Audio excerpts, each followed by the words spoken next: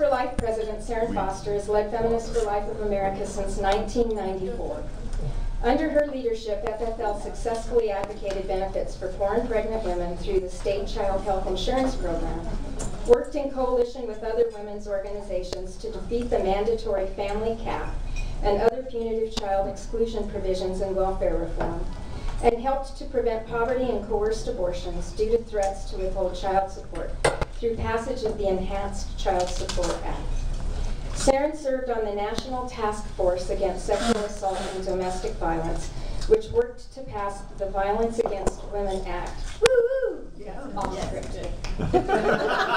And she also testified before the U.S. House Judiciary Committee in support of the Unborn Victims of Violence Act, also known as Lacey and Connor's Law. The creator of the Women Deserve Better campaign has been an outspoken opponent of pregnancy discrimination and is focused on developing on-campus resources and support for underserved pregnant and parenting students.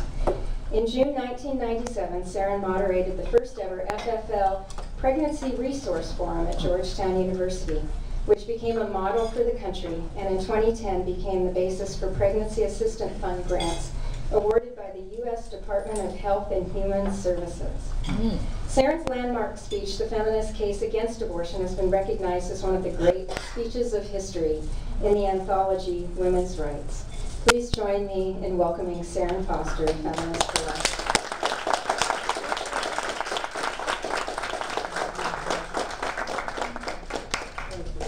Thank you. Oh my gosh, okay, I'm going to try slides here. Right. Wow, I'm really honored to be invited to speak to people who are much more distinguished than my resume could ever speak. People who've been in the trenches much longer, who've done work that's incredibly hard, and I'm overjoyed to meet you. I've written you 1,000,000 times.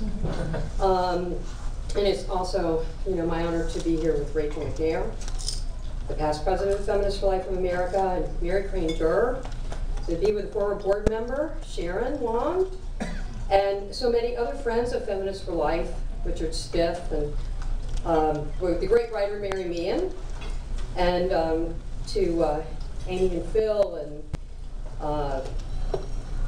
Catherine and other people here who are advocates on behalf of pro-life students and who care about this, who I met in college when we were in college. Yes, I wasn't in college, I just went to you know that for Feminists for Life, the solutions on campus are paramount.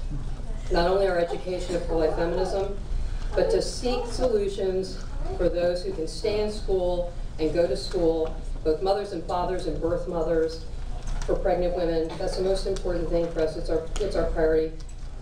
And I also want to recognize, of course, the remarkable Carol Crossan, who has given this movement one of the greatest gifts, the Susan B. Anthony Birthplace Museum, which is a destination for all. If you have not gone there, you have to go there and expect to feel chills, bring Kleenex. It's history come to life.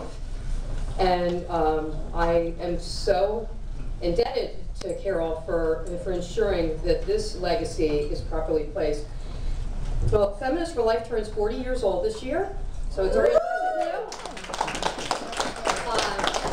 But we're here to congratulate Bill and the rest of the Consistent Life Board as everyone here gathers to celebrate 25 years of Consistent Life, and it's especially exciting for me to have this opportunity to do this the same week that we celebrated International History Day for Women, International Women's Day, and as we celebrate Women's History Month. As people who believe that peace begins in the womb and want to spread peace throughout the world, we are activists who long for nonviolence and non-discrimination, and we are feminists who believe in justice for all. And for us tonight, I'd like for us to consider our history. The current challenges that we face around the world and how this relates to the status of women and our consistent ethic of life. And I need to warn you, and I always like to do this because you never know who's in an audience who's been hurt by something.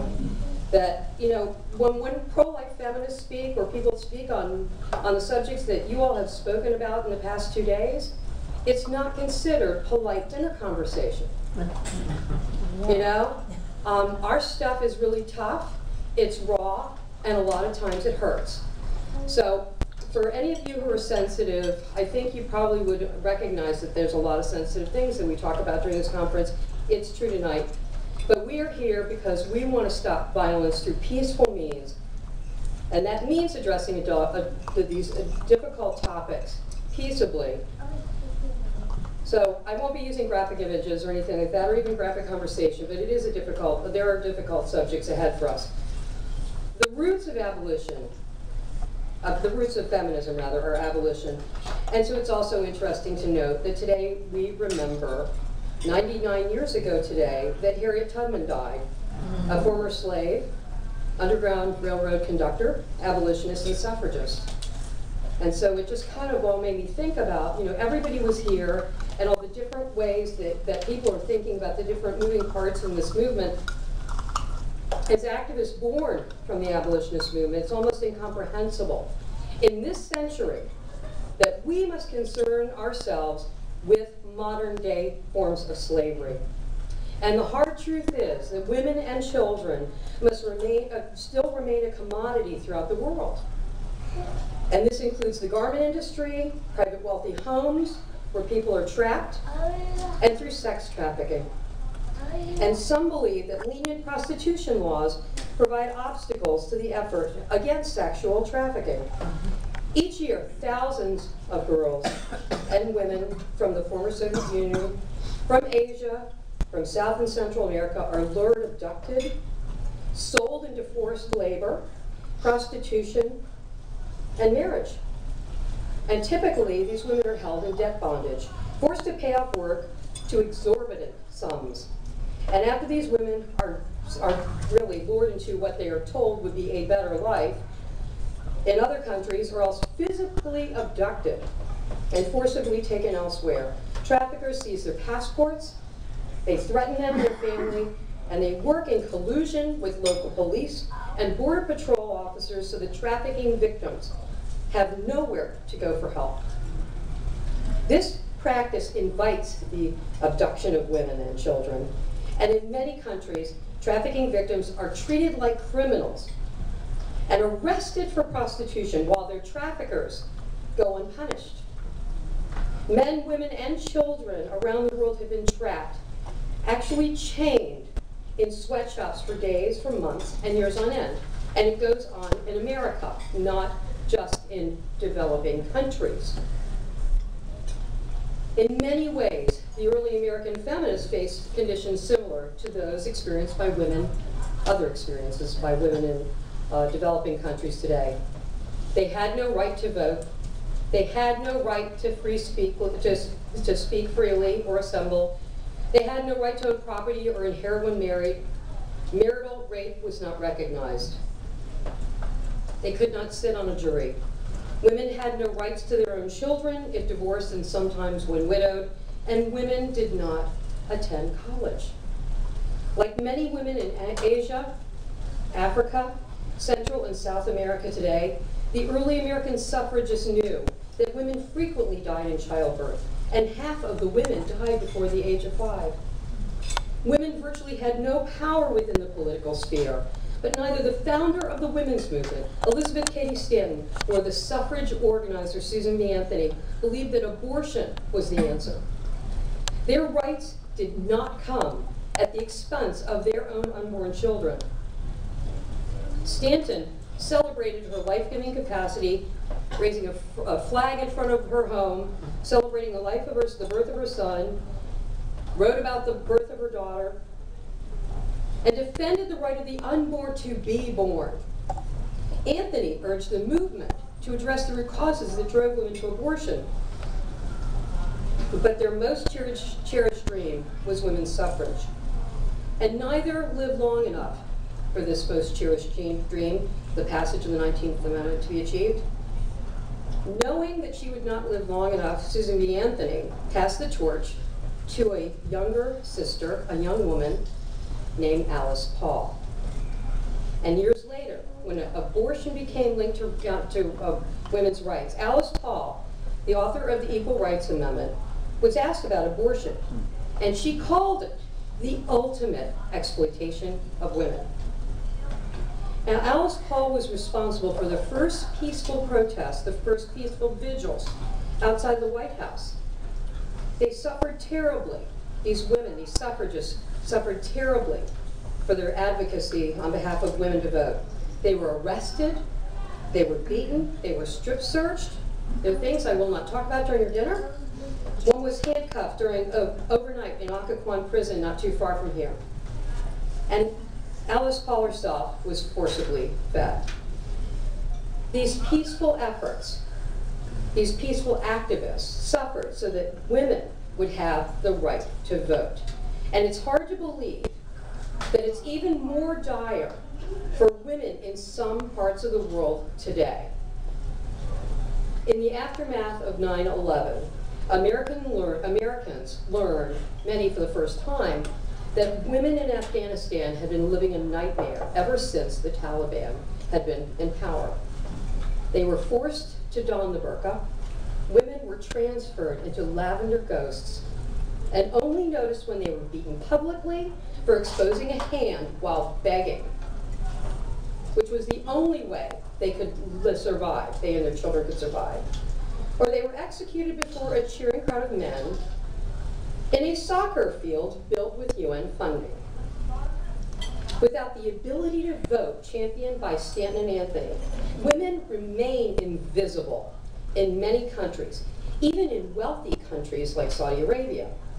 And this injustice to women extends to so-called honor killings of women in Asia. They occur because of often unsubstantiated excuses, cases of adultery, and an unwillingness to go along with an arranged marriage, or even because the woman was raped. And so she's blamed, she's convicted, she's killed. In what would some would say is a fate worse than death, some rape victims have actually been forced to marry their rapists in order to preserve the family honor. There's bride burnings. We hear that there's also this other prevalent form of violence against women, especially in countries where women must give a dowry in order to be married. And this custom can be fatal for the woman whose parents can't meet the needs or meet the financial demands of the other family, and they can't provide gifts. And so sometimes the threats end up in forced suicide, or what we hear about as bride burnings. Now, revenge is often the motivation of acid attacks on women's faces. And we saw a lot of it, I think for the first time on Oprah. You know, she brought this to life years ago. But the goal was to leave the woman permanently disfigured so that no other man would want her. No other man would marry her. And as if these horrors aren't bad enough for women, when you think about it happening to little girls. In Africa, there's a practice called female genital mutilation that is accepted in many countries. It involves different degrees of amputation in often unsafe and unsanitary conditions, crude instruments, no anesthesia, little girls pinned down by men. And little girls in Africa are married to women that they don't, married to men they don't even know. And they're underdeveloped little hips, not ready yet to give birth to children. When they do give birth, they are literally torn apart. And so for some, these little girls giving life to another means dying in the process. And in wars around the world, rape is used as a weapon, and women and little girls are the victims.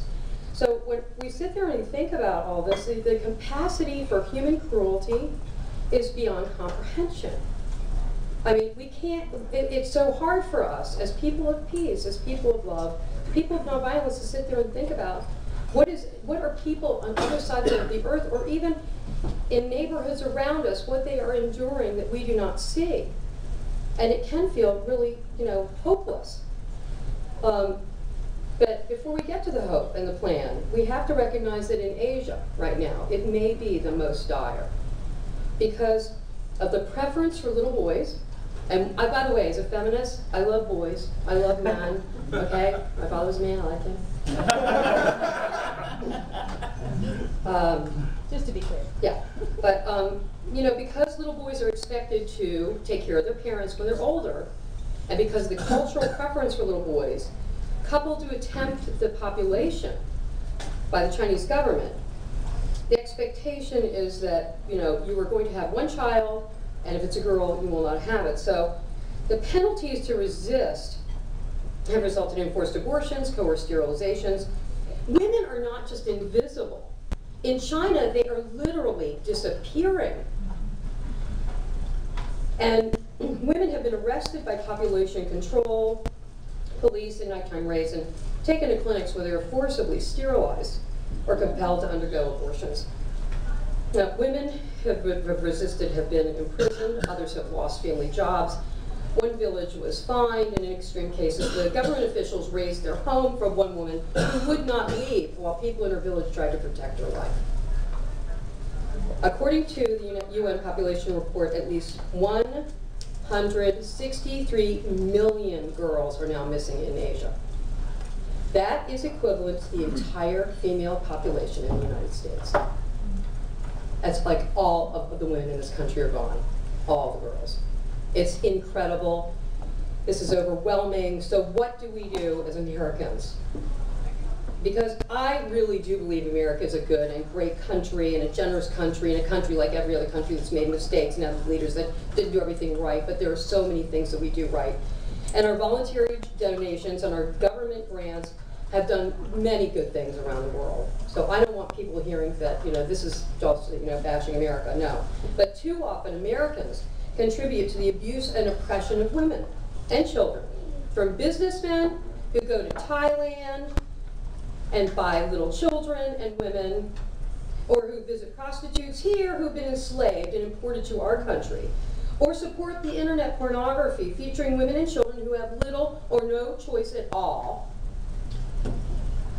These choices, our dollars, feed the abuse of women and children, both little girls and boys. And while we reap the reward of labor of those enslaved in garment industries and other industries here and abroad, and we don't insist that our leaders ensure good working conditions and fair wages, we profit from their misery. When organizations whose mission is to serve women and the oppressed actively resist legislation to end coerced abortion in the state of Michigan, which was called for by Feminists for Life and others, how can we credibly talk to China and India? Homicide is a leading cause of death for pregnant women in America. What kind of example is that?